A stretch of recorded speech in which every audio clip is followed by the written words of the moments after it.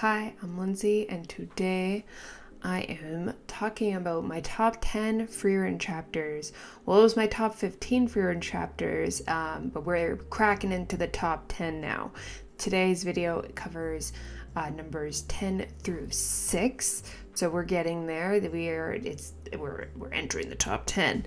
Last video I covered the first five, the top 15, the special mentions. We had some from a few different arcs. We had the Genau arc.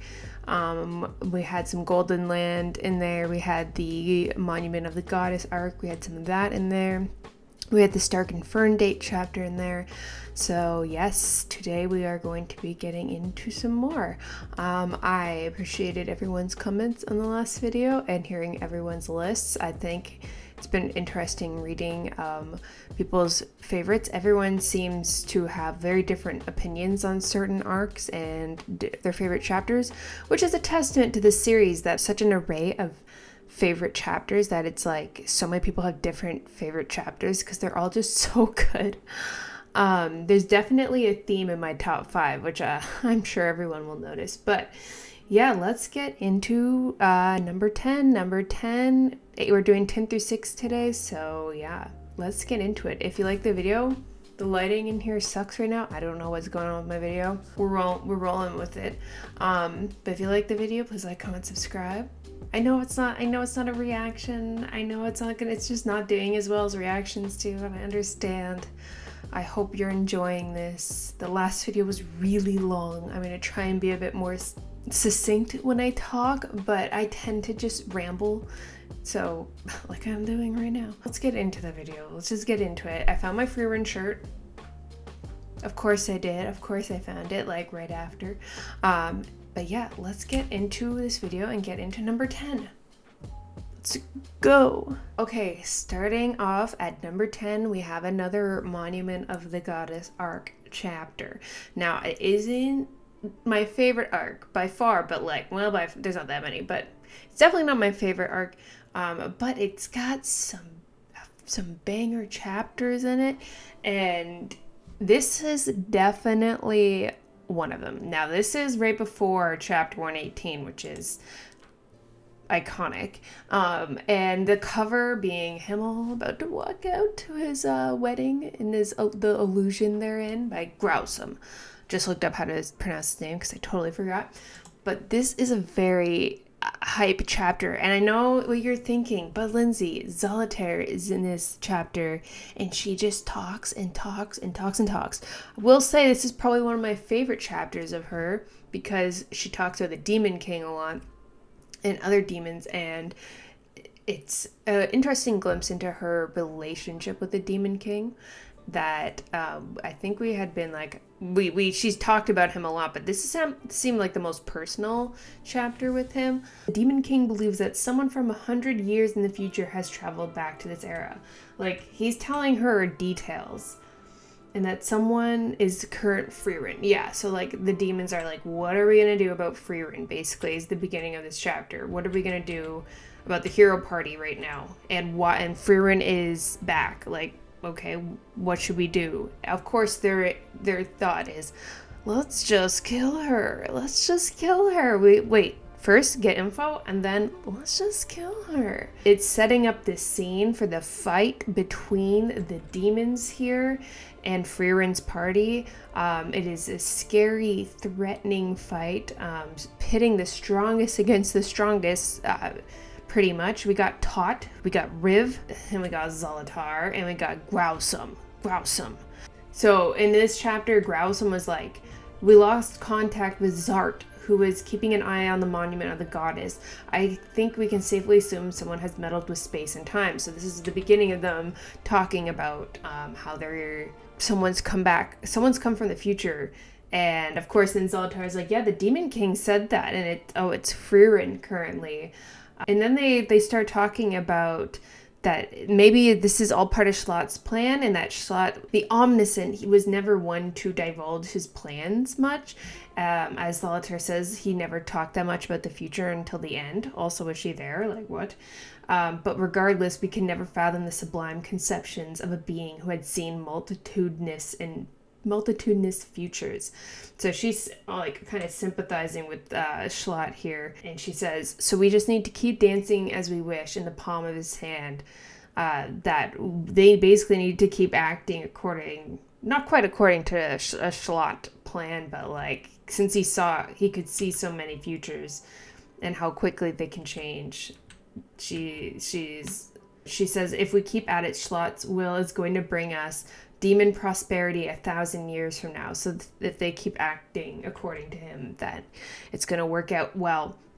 Now you're probably wondering too, like, why this chapter? Why is this chapter in my top 10? Don't worry, we're going to talk about it soon. But first, let's talk to Growsome. Then he says, then we have the plan. What a stroke of luck that Frieren from the future has come to an era in which I am still alive. Mystery number 1 here. I will be able to force the knowledge of the future out of her and exterminate her. So yes, they're setting up the plan here that they are going to fight. They're obviously going to take on the hero party. And this is so cool knowing that later on Zoltar is killed by Frieren and Fern. Like, I can enjoy her more here because I'm like, oh, thank God you're gone. But anyways, and Tot and Riv are kind of like, that's what Tot says that's what he needs our help for. How do you feel about this, Riv? And of course, Riv, classic Riv is like, first of all, he says, we'll leave this to the young ones. So he's an older demon, which I'm curious, how old is Riv? And also people point out to me, like, he was introduced the chapter earlier, but he is the demon that destroyed Stark's village. And, yeah, I have thoughts about that. And he said he came here because there's going to be a fight. That's all. He just wants to throw down. Like, that's it. And Tot is like, I thought you'd say that. But first, before I talk about Tot, let's talk about Growsome, because he's my mystery man number 1 here. So Solitaire says, I won't expose myself to a battle where I'm at a disadvantage. That's how I've survived this long. You wouldn't call that unfair, would you, Growsome? Like, talking smack right to him. Your hypnosis magic is so powerful. It can deceive even the eyes of a great demon like me. So we might not even be seeing... this is why I also like Solitaire in these chapters. She like lore dumps to us for us, and I'm like, thank you, girl. Finally, I'm enjoying you. No one even knows if the appearance you present is your true form. So his hypnosis magic is so strong that it can deceive people's eyes. That's crazy, and that's why he's mystery number 1. You are able to disguise yourself to escape the eyes of humanity. I'm sure you can survive through any era. Like, so he'll be able to shapeshift sort of and deceive people with hypnosis magic, which creates this huge mystery of like what could happen with Growsome, because I don't believe he died at the end of 118. Yeah, no, Growsome is still alive. Yeah, he's still alive. It looked like he was dying, but Himmel told him, get lost, and they're like, okay. Just an edit on top of my edit. I looked into it. It seems the community is kind of split on whether Growsome is alive or dead. I kind of hope he's alive because he seemed very cool, and I would love to see his real appearance someday, but it kind of seems split on whether he's alive or dead. I'm sure we're going to be talking about it in the comments. I don't believe he died, or maybe he faked his death. You never know, but like, we don't know what he actually looks like, and that's why he's mystery number 1. That must be how you survived this long too, and like, how old is he as well? If you want to see my face so badly, shall I reveal it to you? And then Solitaire's like, I just lost interest. It's like, you want to know. Was he actually willing to show his real face to her? And I think she appreciated the mystery of not knowing too. And then mystery number 2. Let's talk about her. This is actually the main reason why this chapter is on this list for me. What the fuck? What's the deal with Tot? She shows up in her like wedding dress pantsuit. She looks so not evil compared to everyone else. She's like, I'm here. I don't want to do this. Goodbye. And then she just says, the pursuit of magic and surviving for another day are all that matter to me. Besides, even though my curse is only at 30% right now, I'll live peacefully and quietly. I'm pointing at it because I'm so like, She says, besides, even though my curse is only at 30% right now, give it a century or so. So we're going to see this at some point. And it will cover this entire planet.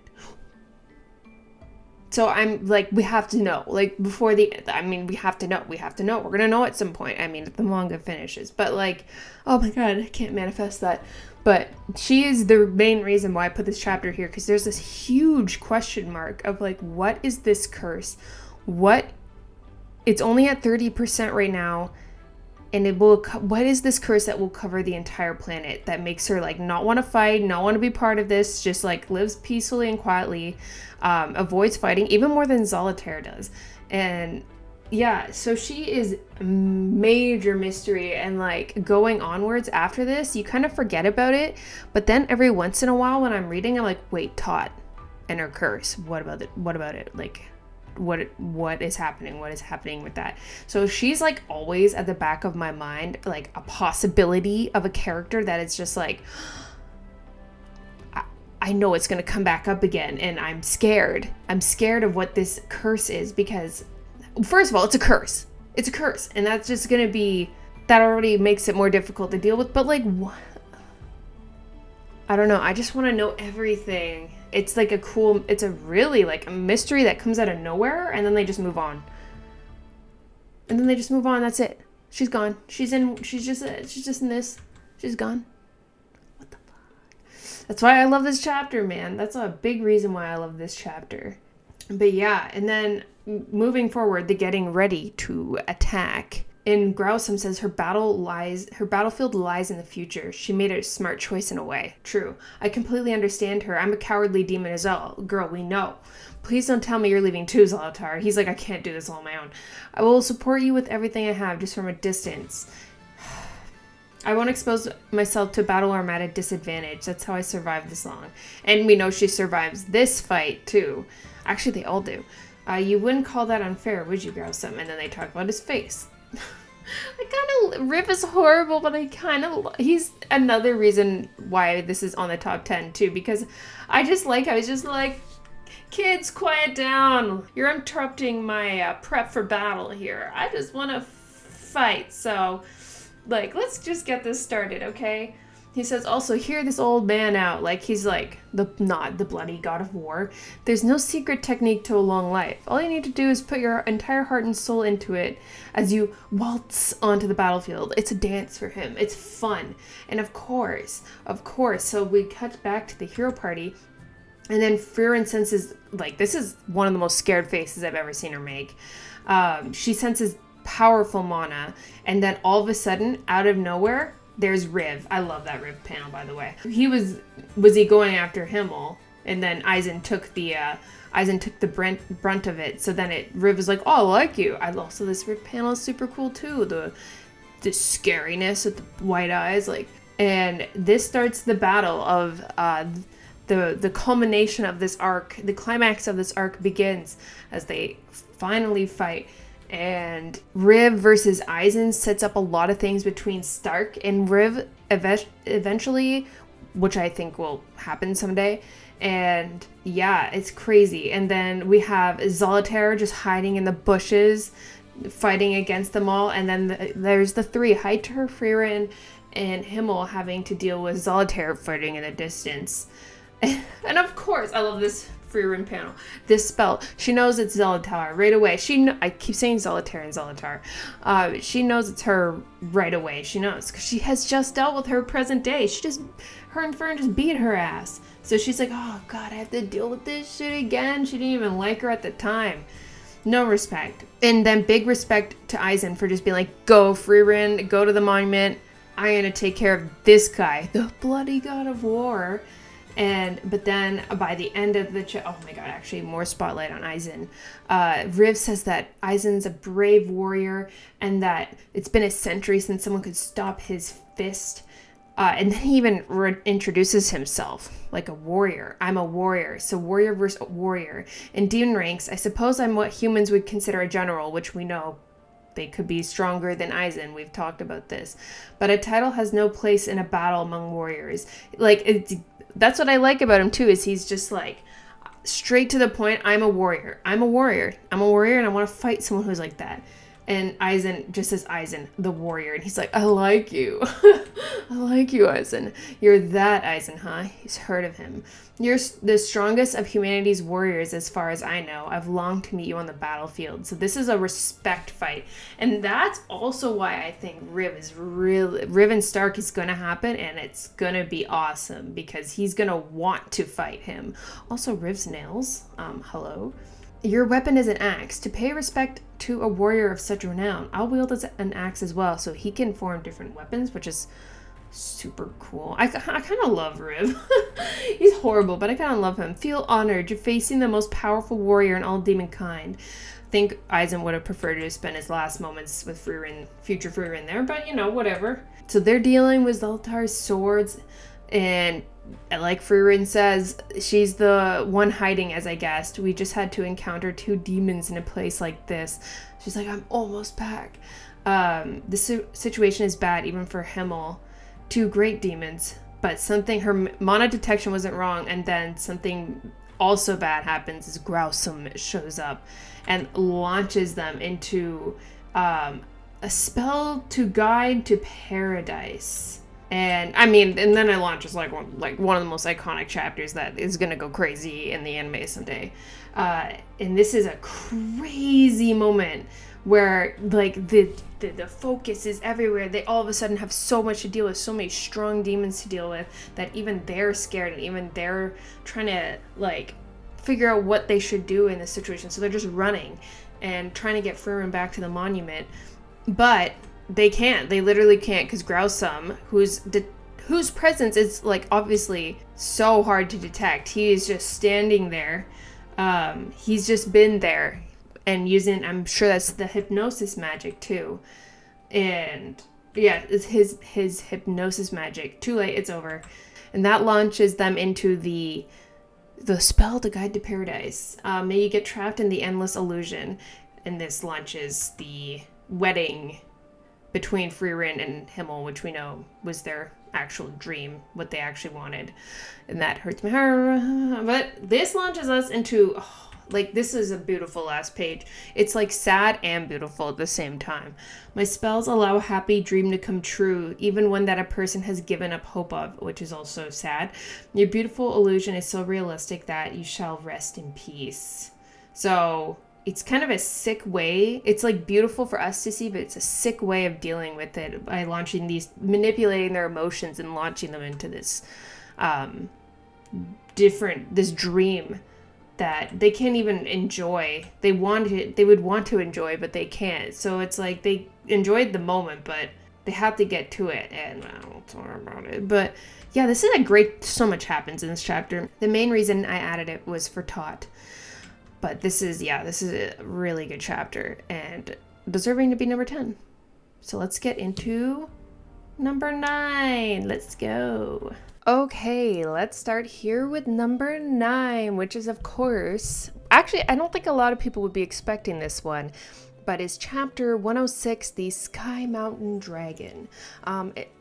I felt like it was important to include a chapter or chapters that were about the environment that we're in, that the story's taking place in, the flora, the fauna of this world. And if there's something you need to know about me, I love dragons. I've loved dragons my whole life.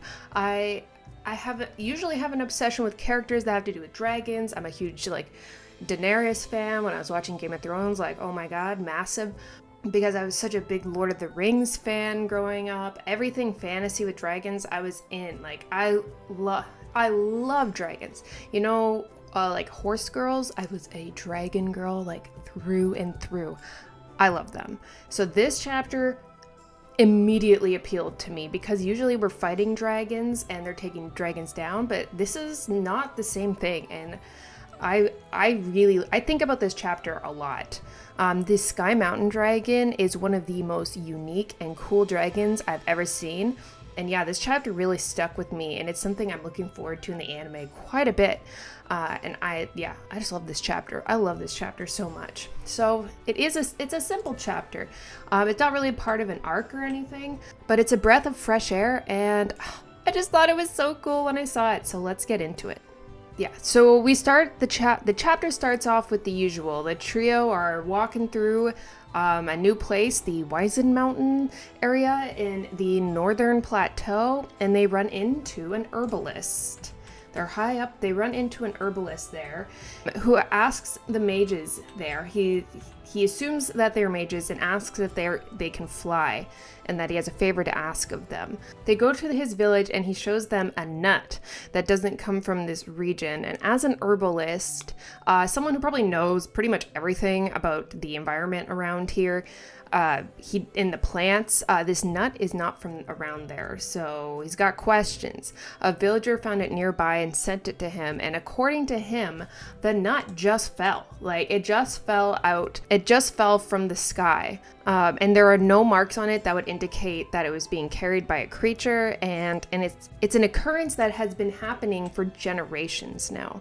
He wants to be able to use these herbs and nuts for medicine, but since he doesn't know the source of where they come from, he can only get the odd herb or nut here or there. Frieren takes on this quest because he's like, I will offer you magic potions. She's like, all right, yeah, sounds good. And they go around asking townspeople about things, and Fur notices that it's always cloudy. Interesting. The weather in this area is unstable because of the mountains, and the higher the altitude, the stronger they get affected by the wind. So Frieren and Fern can't just freely fly around unless they got the target that they're going to. So it makes it a bit trickier. But Stark says that this townspeople say that there's been a shadow of a dragon around when the skies are clear, and it's not abnormal for a dragon to be around these parts. Yes, we've seen dragons. They're always fighting, not always, but they've been fighting dragons. So this is not a super strange occurrence. But at this point, I was getting so excited knowing the title of the chapter. I was like, oh my god, Sky Mountain Dragon, I'm waiting for it at this point. I wanted to see this dragon so bad, and Frieren figures out, and in her cute fashion, she wants them to see it and experience it. So they have to stick around the village and wait for the sky to clear. So she's doing this as a quest, but also as here's an adventure for us, Stark and Fern. Look at this. So eventually the sky clears, and I love this page because they're looking up and you can finally see it, this shadow of the Sky Mountain Dragon. And it's way up there in the sky, and you can already see that it has 4 wings, which I was already intrigued by. And it's so high up. There we go. We get to see it closer. It is so high up that their mana detection doesn't reach it. So Stark's like, well, this dragon's gotta be super huge then. And yes, it is super huge. They fly up to it directly, and I love this panel because we get to see how tiny they are as they're flying up to it. How tiny, how little they are compared to this massive dragon. And it's just a glimpse into how massive it is. And then you turn the page and you get to see the entire thing. And not even, you get to see half of it.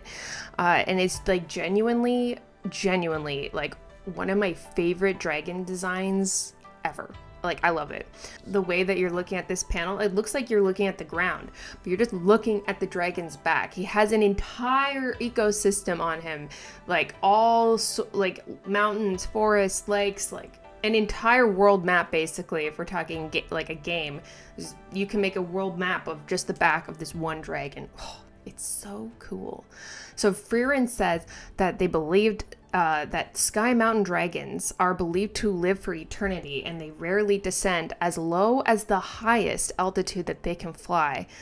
They're lucky. She says that they're lucky to have seen it. She says that they're gentle and usually not aggressive, and spend their whole lives in the sky, only coming to the ground when they die and fall to earth. So they're always flying. No wonder they have four wings. I would love to see their whole wingspan too. That would be so cool to see the entire wingspan of the dragon. Oh my gosh. I would love to see how actually big it is. Of course, it's going to be hard for them to show it in the manga of how big it is, but we get glimpses into it, but I would love to see how actually just massive this dragon is. This is unlike any dragon we've seen so far, because most of them, all of them so far have been aggressive. You always have to fight them, and a lot of the dragons have similar designs too, but this dragon species is considered ancient. They're believed to live for eternity. When I wonder, like, this one dragon alone, I wonder how old this one dragon is.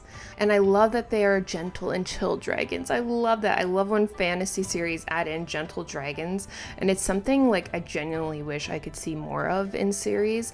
But it's also cool to see, like, the oldness of this world. It's like a picture into how old the land is, how long things have been around, that we're seeing a species that's believed to live for eternity, and see these creatures that have their own unique way of living and have been around for maybe forever. Like, who knows how old this one dragon is. It's so cool. I love it. Frieren says that these dragons are covered in unique vegetation, unlike anywhere else. They're extremely isolated from the outside world, like completely untouched. So it would be a gold mine for herbalists. And so they get to land on the dragon. They get to walk around on the dragon, which is, it's so cool. They gently take some of the herbs and plants and nuts and whatnot. I'm sure they were extremely respectful of the dragon. It looks like they were very nice. Of course, in Frieren fashion, there's a Himmel flashback, because Himmel, the gamer, in his gamer fashion, wants to 100% the game and step foot on the back of a Sky Mountain dragon someday. Frieren, being her older typical self there, she says that it's just a theory. As long as humans can't fly, the existence of Sky Mountain dragons can't be verified. But Himmel says that perhaps you may be the one who will reach the back of a Sky Mountain dragon someday. And she got to share that experience with Frieren Stark. And it's like kind of taking the will of Himmel, and it's like taking him on an adventure as well. She is living the things that he wanted to do as well, and I think that's really beautiful and adds on to this chapter, which was already so great. I can't wait to see the Sky Mountain dragon animated. I think it'll be so cool, and I love it. It's my favorite, like, a creature chapter or environmental chapter that isn't like a part of an arc. And maybe I'm extremely biased because I just adore dragons, but it's so true. Dragons are great. And seeing like one that can fly so high, that flies for eternity, and yeah, it's unique. The vegetation is really cool, and it's like a chapter that starts and you don't think it's gonna go, like, it's called Sky Mountain Dragon, but you don't really expect it to be like this. You don't expect something like this, and it's fascinating and very unique. So I love a unique dragon design. So yeah, that's number 9. I love this chapter so much. It makes me happy. Yeah. Okay, let's get into number 8. Okay, so number 8 is chapter 137, Repel, the Fern chapter. Wow, talk about a chapter that made me feel things. Like, I have visceral feelings throughout this chapter. I felt for Fern so heavily throughout this chapter, and I felt the range of her emotions going on and how it clouded her mana detection, and how she was able to take advantage of the situation. She got fired up, she believed in herself, she developed a plan, and ultimately she won in a magic quick draw, which of course she would. This is my favorite Fern chapter. It is the best Fern chapter. There's a lot going on in this chapter, not just her, but this is the best Fern chapter. For me, this is the culmination of her being built. It's not over yet, obviously, but her being built up and her overprotectiveness of Frieren and Stark pops off in this chapter, and I felt for her, man. I felt the emotion of feeling helpless from her, not knowing what she was going to do. And Frieren had a bit more of an idea because of Zine being around, that maybe they would meet up and he would heal Stark. But to Fern, she felt like Stark was going to die. Like, she thought he was going to die. And I felt her rage. I felt everything. And it was everything I wanted from Fern in one chapter. So I was a massive, massive fan of this chapter. It was so good. I wanted more from Fern for a while, and yeah, I felt her emotions through the screen here. It felt real. She was built up as a character that could fight without bringing emotions into it, but she's obviously caring and protective over Stark and Fern. Frieren, not Fern. We've seen her get jealous over anyone trying to get too close to Frieren, Matoda. And now Stark is in critical danger because of the Shadow Warriors, and she's mad. She's mad. And Frieren, many times this chapter, is like, you need to calm down, Fern. Like, you need to calm down. Fern is emotional, and I feel for her. She popped off, and she got shit done. And now she has a fire under her ass and a vendetta personally against the Shadow Warriors, to the point where Frieren is like, okay, I'm part of this mission now because my girl is mad, man, and I love that for her. But also, this chapter has a lot going for it. Zine is back. He was fun. An amazing showdown between Lore and Fern, and Zarya shows up at the end, and I love her more and more every day. And then Wolf is also here, and he is bad, but he is so fine, and I'm okay with that. And a Shrit mention. So yeah, let's start off. This chapter starts with a great Fern cover. I feel her. Oh my god. They're trying to set up a way for Fern to get a clear shot, but they are fighting in a city and many problems are arising here.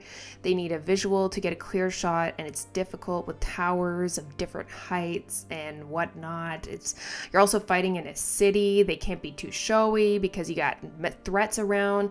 Fern is ready to go, though. She says it is a pain to fight in the city, and Frieren is like, you need to stay calm here. So Frieren is like, for now you have to get up in the air and shoot. It's the only way. But Zine, and like me too, was like, excuse me, do you have a death wish? If she goes up in the sky like that right now, Wolf will definitely get her. So Wolf is causing problems as such a skilled archer could pierce defensive spells.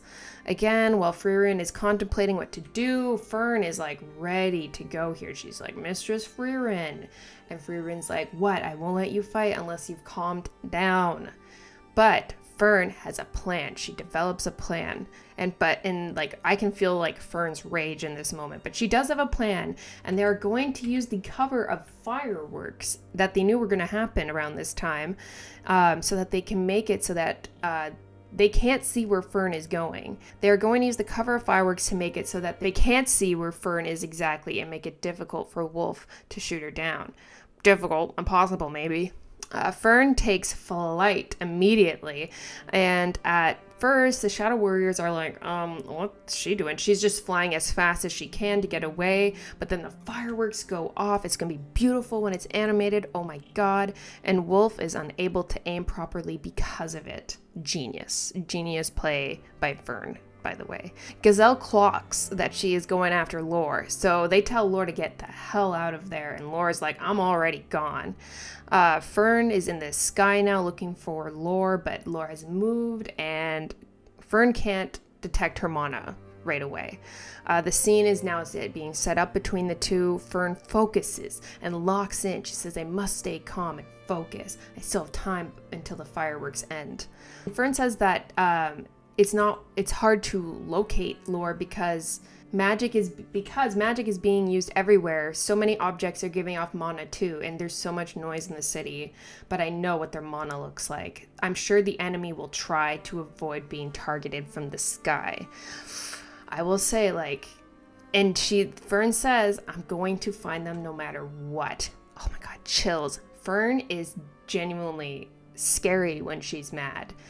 And she is determined on a level that I have not seen before. I'm going to find them no matter what is a line that sticks with me for her, and I love it. I love this chapter for her, even though I was stressed too. So, Lore is running away for her life, but quickly she runs out of stamina. She's like, I'm not a musclehead, man. I am a mage.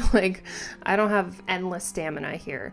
And also I get a Shrit mentioned that she's throwing up in a back alley. I mean, sure, live your life, girl. Lore wanted Shrit to lock in, but alas, she does not. She's busy. So she continues to run and plans to get Gazelle to help her, but Wolf is like, nah, I need Gazelle helping me at this point. Because Wolf wants help to expose Frieren. Frieren is in a very tough place because Stark is barely alive right now, and they need Zine. She feels frustrated and bad about having to move Stark around so much, and she has to be careful about the steps that she takes because it could literally mean that Stark and Zine die. That she says it, if I make a wrong move, Stark and Zine are dead, and I still can't make out the enemy warrior's location. So she's in a tough spot right now. She also has to rely on Fern. Frieren is worried that someone with enough skill could mana detect Fern, and Lore does find her. She does find her. So Lore is quite talented. I mean, all the Shadow Warriors have proven themselves as talented, except for Clematis, who I hate so much. And oh my god, he has not been mentioned on my list at all so far. I wonder why. It's because I hate him. So Lore, the crazy lady, decides the best way to deal with her is to seal her mana. She says, I will seal her mana use. A fall from that height will kill her. Jeez, that's savage, but I mean, okay. But unfortunately for Lore in this situation, she has to use magic to do this. She has to use magic to seal her mana, and that's exactly what Fern was waiting for. Fern is like, it's like she was drawing her in. She was waiting for Lore to make that move. She knew she was gonna have to use magic, and as soon as that like dense mana is being used, Fern's like, there you are, I found you.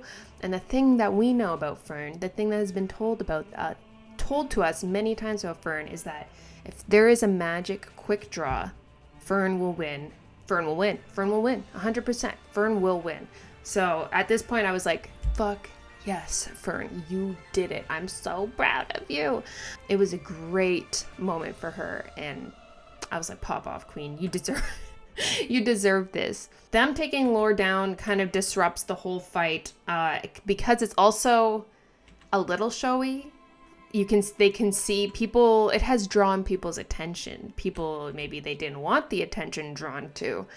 And Lore is alive due to the magic resistant armor, but also Fern maybe didn't intend to kill her, which is an interesting choice. And this fight drew the attention of the magic special forces. They noticed, Lineal is like, look, I'm not starting a fight right now. We're not doing another rampage. Let's just check the damage later.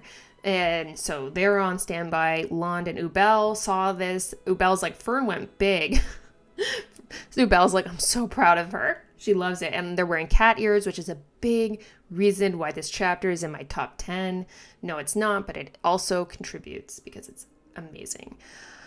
Oh, it's crazy. It is a crazy chapter. So Lineal is talking about how they don't want to cause any disturbances right now. And then they start talking about Fraze. Everything comes back to her because they're like, well, we don't want to cause commotion, but we don't know what Fraze wants. So Lineal says by the time she figures out her intentions, we're in the middle of a hellish battlefield. Still don't know what Fraze is up to. But every chapter she's being built up more as mysterious and a problem. Mysterious problem. That's Fraze. Also, Wolf looks so hot. I'm sorry, Wolf is so hot. But anyways, so the crew is back with the first class mages and officially decide to join the mission. Frieren has Fern's.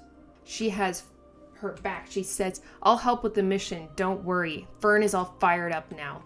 But Fern is the first class mage. I'm just her party, and I'll follow her wherever she goes. That's a beautiful Frieren moment. By the way, Himmel would love to see it. And Azansa, apologized for dragging her into it, and Frieren clocks her as if, you don't actually mean that you're not actually sorry for bringing us in, which is interesting. I feel like it could be taken a few ways. So Frieren, as she's leaving, says there's no need to be scared because there's no way Zarya will die. She can't envision a future where Zarya dies. But and Zansa says to Falch that she's just like Mistress Zarya. She's not even being arrogant. But minus the Great Mage was defeated by a human 20 years ago. People are realizing that elves aren't immortal and that they can die, and that news is silently spreading around the world. So it's a future being envisioned where elves can die. Zen says that you can live for 1,000 years, but no guarantee that you won't die tomorrow. And that's the fear for Zarya. Zansa wants to protect her at the cost of their lives. So yeah, intense. And then the crew of 4 talk now about what they've been up to, and I was wondering because I was like, Zine, how the hell did you get here? And in classic Zine fashion, he's like, yeah, great adventure. I traveled with a bunch of dudes, but no women in sight, and that's awful. I want more women. And I hope that for him. I hope in this arc he's able to find that woman one day. One day he will. But everyone is back together now. All of the mages are together. We got the whole crew together, and they get the information that Lineal has gathered. Ubel and Lond finally came in clutch, brought it, and they're able to figure out the enemy. And then the chapter ends, and I'm just freaking out because at this point, Zarya is my favorite. We knew this. She is at the capital and envisions Flamma, and yeah, this beautiful image of Zarya thinking back on Flamma as a kid being happy is stunning. It means everything to me. She wants to mother so hard, and she does mother like crazy, and we love her for it. But yeah, this chapter is nuts. Felt for Fern like crazy. I felt for her so much. We all, I think, were feeling for Fern there. But she pulled through, and she got the shit done. She got the job done and remained calm. She had to, and she did it. She had to focus, and she got it. So, yeah. Great chapter. Love it so much. All right, let's get on to number 7. Ooh. All right. It is time to lock in. And it is time to be serious because number 7 is chapter 89, Guilt. We are back in the Goldenland arc and continuing the adventure through Mock's memories. I remember this chapter blowing my mind. Like, it was such a cool chapter. I remember just wanting to talk about it for forever. I wanted to talk about it with everyone. I was like, it's so good. Just read the manga. It's so good. That was this was the part where I was like, oh my God, like I started recommending it to a lot of people, being like, just read the manga. I want to talk about it with you to people in my life. And it didn't work, but I was very passionate about it. Anyways, oh boy, what a chapter. The first half of this chapter is a chat between Schlott and Macht featuring Grausam.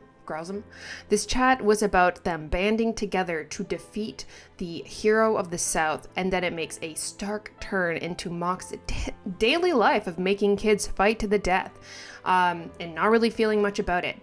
This is also the chapter where he decides he needs to get closer to someone, and where he selects Visa to find his next friend victim. I loved Schlott in this chapter. And seeing how accurate he was and how he's seen so many visions and the ways the future can go, him talking directly to Frieren was badass as hell. Literally one of my favorite moments in the manga was that moment. That was the coolest thing. But anyways, let's get into it. So, Schlott wants help to defeat the hero of the South, which we know Macht does go to help. Macht has no interest in working alongside the demons and says that he wouldn't be interested in risking his life for the Demon King. He doesn't want to be dragged into this war, which he says is stupid and made up. He does not care. He couldn't care less what happens to the Demon King's army. And also this clears up a lot of his feelings towards the Demon King. It's a lot more clear here. He does not care to be part of this at all. He's just going through the motions of it, and now he has a clear plan on what he wants, and now he's like, oh, I gotta go help other demons fight one guy. Ugh. Schlott says that Macht has always despised any kind of conflict, but Schlott presents that this is a direct order from the Demon King, and if he doesn't obey, Schlott is going to kill him. Fear is the only way to govern creatures as individualistic as demons. He has to threaten him with his life. Otherwise, Macht will not do it. And Schlott even says to Macht, like, I'm sure you understand that too. So Macht doesn't have a choice here if he wants to live. They're having a bit of a standoff here because Macht is like, oh, you want to make an example out of me? You think you can kill me, really? And Schlott is like, oh, bitch. You think I can? But he doesn't. He knows he needs Macht. Even Macht says that he's doing this. It must mean that Macht is vital to the plan. Like, he is important. He says that he is crucial to this plan and that he cannot defy that. And then Grausam, the mystery man himself, shows up and Macht is like, yuck, I'm at a disadvantage against him. And it's a power move to bring someone who Macht is like directly a weakness to. Macht feels used. You always make me dance like a puppet on a string. How do you want me to dance this time? But Schlott is like, you just need to fight. But even that, all you really need is your presence. Your presence will be enough. And Schlott says that he has seen so many visions of fighting with the hero of the South, or how fighting the hero of the South will go, and says that he doesn't think it'll be a problem. But Macht understands right away and can tell that it'll be a draw. And Schlott looks like someone who is ready to die, someone who has seen his death. Schlott is aware of his fate and is trying anything he can to keep the existence of demons alive. To me, it's like a bittersweet moment. Demons are obviously bad, but he's doing this as an order from the Demon King, and also to keep the existence of demons going. He's fighting and ready to die for his kind, and has probably had to watch his death countless times, and still has to go through with all of this. So to me, this is a chapter where I really liked Schlott, actually, and wish I could have seen more of him. But we'll talk about it. We're gonna talk about it. So Schlott says that he's made an arrangement for Grausam to erase Macht's memories after the mission, and this is where I started getting so hyped, because he says, one day you will slip up and she will read. In bold, she will read your memories. And that's exactly what happens too. Schlott has seen so much. He saw how it all went down and made plans because of it. Then he talks directly to Frieren, saying, unfortunately, for Frieren, I can't afford to let you see our fight against the hero of the South. It's so freaking cool, man. I just sat there at this moment just like, oh my god, this is so sick. It's so good. And then says that we are in a war for our very existence as demons. We'll be fighting for demons in a mopping up operation 1,000 years from now. And Macht's like, Frieren, who's that? I think this chapter is great for Schlott as like a presence. Like he was being built up already, but his presence in this was immense. Like I felt the weight of everything he was saying and everything, all his actions, everything is so planned out, and he's still like, things are gonna go wrong, you know, like he has to prepare for dying basically, and he's preparing a situation so that demons can still live and succeed even if he's not there. I don't know. I liked Schlott a lot in this chapter. It was really cool. And then, like, Schlott walks away and says, I'll see you on the battlefield. And even Macht is like, I hope you survive this, Schlott. And then, boom, memories are gone. We get this, like, kind of like, oh, there's a fading of the memories going on here. And I love that ending line there. I heard you say such words of concern countless times in my visions. That's such a hard line to say before his memory is just like wiped of what happens with the hero of the South. Oh, it's so cool. And of course, we don't get to see it either. So then we get a bit of a time skip to more memories from Macht after this all went down. Macht is alive. He has lived. Back to Macht just killing some kids. He's gotten past the hero of the South fight, and he says he's killed so many since then. He makes kids fight each other to the death. He says he doesn't kill to feed, and it wasn't instinct, but it was pointless, and he still felt nothing. No experience of guilt or malice. He didn't feel any of it. He questions the kid who wins this duel, making childhood friends kill each other. He questions the kid who wins this duel because the girl who died didn't resist at all. And Macht is like, what are you crying about? You get to live. The boy feels guilty about killing his friend, and Macht takes notice of that and is like, oh, that's really nice. We like that. And he's like, can you describe to me this feeling that you're feeling? But of course the boy like turns the knife onto Macht, and it doesn't go well for him at all. At the end, Macht says it's obvious that he didn't feel anything. He thanks him. He says that he got an answer. That he doesn't know anything about them, nothing at all. It makes sense that I've never felt anything, no matter how many of you die. Perhaps I'll understand that emotion if I kill someone closer to me. So it's all starting to lead up to that. So he decides that he needs to get close to someone before killing them, and then he kind of just like stumbles upon Vyza, the largest human settlement in the northern plateau. And so that's how Vyza becomes victim to Macht, and how Macht is about to meet his match. His boyfriend, his bestie. Sorry, I wrote that in my script. I was gonna perform that better, but I couldn't. He's about to meet his new bestie. He's like, I'm gonna get close to someone. Boy does not know what he's getting into here. But this is a great chapter, seeing the brutalness of Mocked, but still being intrigued by his entire character. He is brutal. He does this all with a blank expression or a smile on his face. What he's doing here is awful, like genuinely awful and horrible. He smiles seeing the kid experience guilt. He smiles seeing them experience emotions that helps him with his like psychological experiment.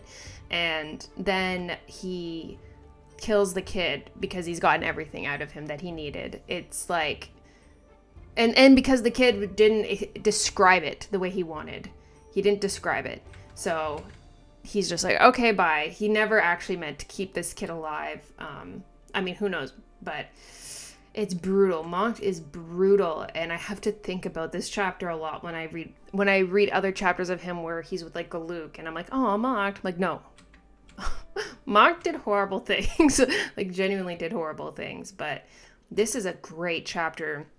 Painting the villain. We're painting the villain of this arc for so long, and painting the huge threat of Mocked and everything he's gone through to get to where they are right now, and how he got the Golden Land, how he turned everything to Visa and gold, and why. So yeah, it's just an experience of a chapter, and I love it so much. Okay, let's move on to number 6, which is right here. All right, number 6, we got yet another Golden Land arc here. Actually, just a few chapters after 89. We got chapter 92, the end of Vizao. So we're skipping a little bit here, but we're going into the end of, or the major duration of the relationship between Mocked and Gluck, which ended up being one of my favorite relationships in this series. Very interesting. Random side character and a demon, my favorite relationship. What? They did such a good job. It is the chapter that began my obsession and love of a relationship between a lord and a demon, a 7-stage demon at that. Masterful writing for this chapter. I mean, and the continuation of Mock's memories that led to the moment where he finally turned all of Visa into gold. The moment leading to it didn't feel full of malice. It didn't feel full of anger. It was like two characters mutually benefiting from a relationship where they both were aware of their true natures the whole time and used that to get exactly what they wanted. Going into this, you think Gluck is going to get manipulated. He's going to get betrayed. He's going to get killed. Like, it's like brutally, and but his partnership he has with Mocked and the respect that they develop towards each other just made that moment kind of sad, but it was a very cool, intense moment. I love the dynamic between these two so much. I couldn't believe how much I cared about them at this point. They both benefited from what they were doing, and this chapter had some amazing development and also had Danken's story, a lot of his story in here, with his wife Lecture. I'm going to say Lecture, just easier, Lecture also happens to be Gluck's daughter. Everything is intertwined in this arc. There's a lot of relationships and politics and deception. I was eating it up. It was so good. Let's get into it. We start this chapter with Mock training Danken as a kid, and he's also making Danken do the exact same test that Heiter made Fern do at the beginning of the series. This is also where I started drawing a lot of parallels between Fern and Danken and how similar they were, how they were raised and taught by two totally like extraordinary mages that live life so differently from humans.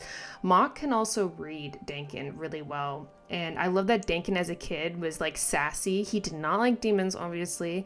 Mock suggests a break, and that's what gets Danken able to concentrate enough to finally shoot the hole in the rock. He does it. And then he gets to spend time with Gluck's daughter, Lecture, which is just the cutest thing ever. And yeah, it's cute knowing that since they were kids, they were together like all the time. Mock tells Gluck that Danken does not trust him, and Gluck is like, good, he shouldn't trust you. Danken is living for revenge, and learning how to defeat demons and magic from Mocked is the best route, even if it is in fact a demon that he's learning from. Gluck really cares for Danken and is happy to see him smile. again, and he wants Mach to remain a teacher and his enemy, so that Denkin is determined and focused on that and not like giving up on life or something. Mach immediately, before Gluck even notices, Mach clocks that lecturer is into Denkin, and we see the continuation of his training, which again is suspiciously similar to Fern's training from Frieren at this point. So we see Denkin grow older, get stronger, move up in the ranks, his dates with lecturer, with his chaperone Mach, which I just love that Mach just like was there while they were dating. So awkward. Love how he's just in the background. Denkin and lecturer are gonna get married, and Mach is like, yeah, told you so. I'm pretty sure I told you years ago that these two liked each other. And Gluck's like, what? I don't know what you're talking about. But it's so sweet to me that Gluck is happy to have Denkin as a son-in-law. I think it's so sweet. He obviously cares for Denkin so much. But of course, Gluck has to thank his bestie for training Denkin, which helped him with his accomplishments as a mage in the military. But Gluck has some bad news to deliver, and that there is unrest about demons, because one greater demon, who shall remain nameless, destroyed an entire city, no problemo. I love that Mach here is just like, yeah, I could do that. It would have to be someone strong like me or a 7 sage. But Gluck's hands are tied and people are demanding that he does something about Mach, because they're, of course, like, he is obviously a major threat to have around. And they're not quite aware of the relationship and what it's like, but like, Mach's a threat. And the people demand that he does something about Mach, and their demand is the stone bracelet of servitude, which we know about because Mach has been wearing it present day this whole time. Mach at first is like, do they want me executed? But Gluck clocks it and says, do you really think it's a possibility for them to execute you? Do you really think that could happen?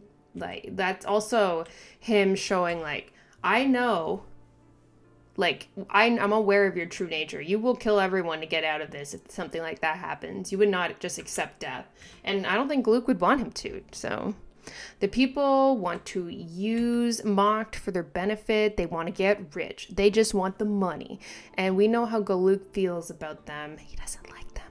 And he says he's impressed how they're willing to work hard when it's to get themselves more money and not actually managing the city. It's selfishness. These people have gained the support of the public.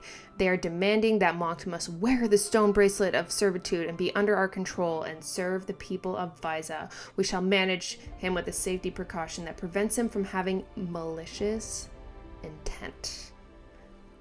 Crazy amazing choice of words there, by the way. Totally doesn't create some loopholes for Mach.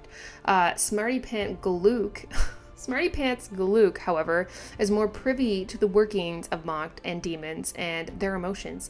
He knows what Mach's intentions are, and this moment and understanding between them and their goals and how they approach this roadblock head on is masterful. This is the moment for me. This is the moment. This page is the moment where I was like, oh, these two, they're the best. They're one of the best relationships. The way they just so slyly are like, all right, let's do this. Fuck it. Let's do this. It's not really going to do anything, but I'll play the part. I love it. They're using each other and they're enjoying it. It's beautiful. They're just literally match made in heaven, these two. I couldn't think of a character who's better suited for each other. They're perfect. They're so perfect. I love it. Mach iconically says, Lord Gluck, you will follow me to the pits of hell, correct? And then he accepts it all. So it happens. They're excited for what happens next.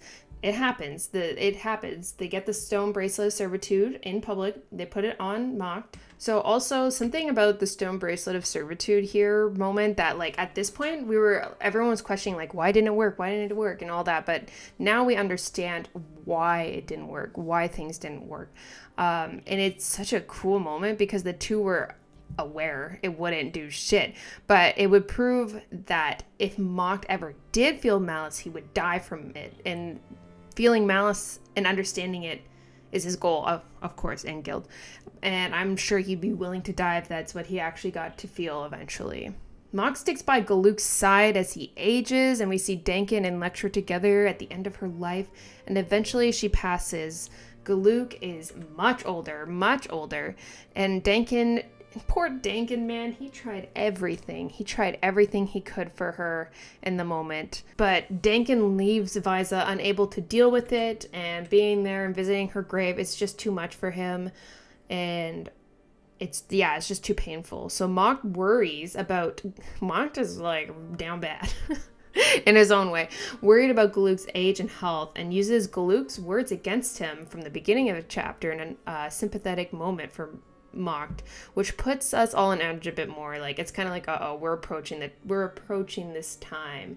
Mock says, I don't think it's healthy praying and wallowing in sorrow like this. That's what you told me before. Gluck visiting her grave every day like this is not good for you. Like, he's worrying about him. He's caring for him, and he's doing everything he can to protect Gluck.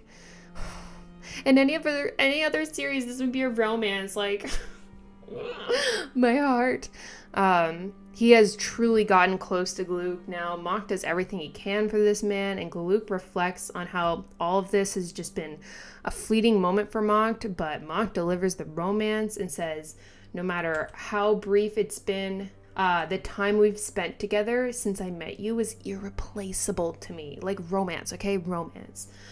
Even Gluck's like, you're making me uncomfortable, but I feel the same. You've been a great accomplice. Like, once again, using each other, aware of it, mutually beneficial relationship. But that's, this is the moment. This is the moment. Any other world, this would be great. But of course, this is the moment that he says, that's why I've decided to destroy it all. Mocked has gotten so close to Gluck, and now is the time to destroy everything. He has a feeling that doing so will help understand the concept of malice and guilt. Gluck knew that this day would come, though. Like, he knew it was going to happen. He wasn't even surprised. Even Mock's like, I'm surprised you're not surprised. But Gluck always knew his nature as a demon, and they used each other and grew close, but Gluck always knew him for what he was. He always knew he was a demon deep down and never forgot it. He does tell Mock that someday he'll face retribution for all he's done, but at the time now, it's been fun, Mock. And Mock says, yes, it has, Gluck. Lord Gluck. And then Mock turns everyone, everything, the whole city into gold, and the chapter ends. And that's it. That's how we got here. Not some crazy fight, nothing. It was a calm moment between two people who worked together, who developed a relationship and knew each other's dark sides and who they really were, and worked together. And it's a beautiful relationship. And honestly, that's like why this is so high for me too, is just these two characters and their relationship means so much to me. It is really interesting that it's like not a main character. It's like a villain of this arc and a side character. But it feels so real. Like, I want a spin-off story of the adventures of Mocked and Lord Gluck. Like, I would love that. But yeah, that is it for the top 10 to 6. That is gonna be a long video again. I gotta edit it all now. I hope you enjoyed. Next time is the top 5. It's a big one, the big kahuna. I would once again love to hear more of your favorite chapters. What do you think of this list? And I hope you have a good day. Whew, what crazy few chapters. All right, bye.